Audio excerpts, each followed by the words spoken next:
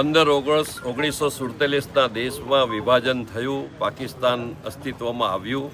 પરંતુ જે તે વખતે સિંધ પ્રદેશના લોકો, જે સિંધી સમાજના લોકો ભારતના અનેક વિસ્તારમાં ગયા, એ પૈકી અહીંયા સુરતમાં પણ રામનગર વિસ્તારમાં સિંધી સમાજ આવ્યો, વસ્યો, અને ત્યાર પછી આજે આટલા બધા વર્ષો પછી જ્યારે અહીંયાના એક શેરીનું નામ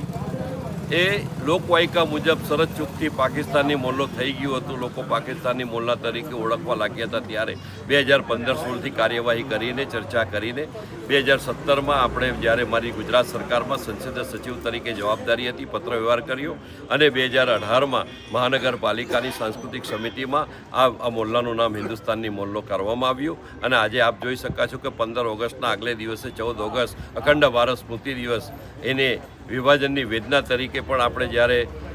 એને આ વેદનાને વાચા આપવાનું કામ સૌથી વધુ સહન સિંધી સમાજે જ્યારે કર્યું હોય ત્યારે અહીંયા હિન્દુસ્તાની મોલ્લાની તકતીનું અનાવરણ કર્યું છે. હવે પછી આ મોલ્લામાં જે કોઈના રેશન કાર્ડ અથવા તો આધાર કાર્ડમાં પાકિસ્તાની મોલ્લો શબ્દ લખાયો હશે એને પણ દૂર કરીને અમે હિન્દુસ્તાની મોલ્લો કરવાઈશું.